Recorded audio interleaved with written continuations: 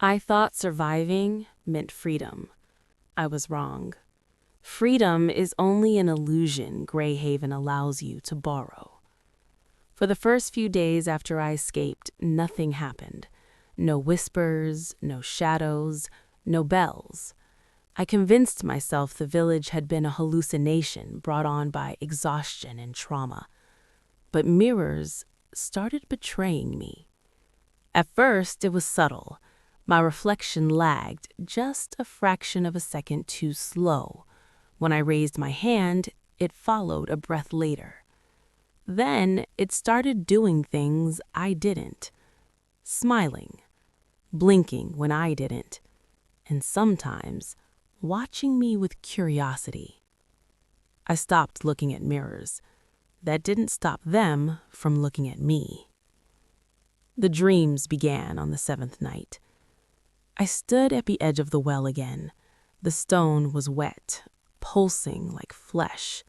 The symbols moved, crawling over each other like insects, spelling words I couldn't read. A voice rose from below. You returned incomplete. I woke up screaming. My sheets were damp, not with sweat, but with something cold and foul-smelling, like deep groundwater. On my wrist, etched into my skin, were the same symbols from the well. They hadn't been there before. They were growing. I went to a priest. He listened politely, too politely. When I showed him my wrist, his smile vanished. You crossed a boundary, he whispered. Some places don't exist in space. They exist in memory. What does that mean? I asked. He closed the office door. It means you didn't escape. You were released. My stomach dropped. Released from what? He swallowed. From being prey. The research nearly killed me. Old folklore, burned journals, records erased deliberately.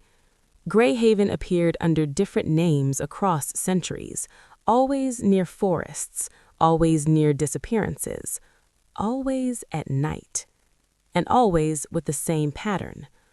A child vanishes. Years later, an adult returns. The village feeds. The drawings were worse. Sketches of the well, of the villagers with hollow faces, of the thing that wears the returner's skin. One line appeared again and again. The debt is paid in selves. I finally understood. The thing in the well doesn't kill you. It copies you. It lets one version go so the other can grow. That night, the knocking started. 3 slow knocks on my apartment door. I didn't answer.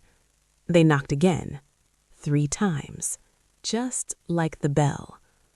Through the peephole, I saw a woman standing in the hallway. My mother, exactly as she had been the night she disappeared. John, you left me there. I backed away, shaking. You're not real, I whispered. Her face cracked, literally cracked, skin splitting like dry clay, revealing darkness beneath. Neither are you, she said. The lights went out. When they came back on, my apartment was gone. I stood in the village square. Greyhaven was alive now. Buildings breathed, windows blinked, the street twisted beneath my feet like muscle. The villagers gathered, their faces melting into shapes that barely resembled humanity. The innkeeper stepped forward. You brought yourself back incomplete. Now the balance must be restored. The well screamed. From it rose the thing wearing my face. But it was wrong now. Taller, thinner. Its smile stretched too wide. You kept my life. I kept your place. I remembered everything then. I hadn't escaped as a child. I had been sent out. A seed, a future harvest. I tried to run. The forest closed in, branches piercing skin, roots grabbing my legs like hands. "You can't leave twice," the village whispered.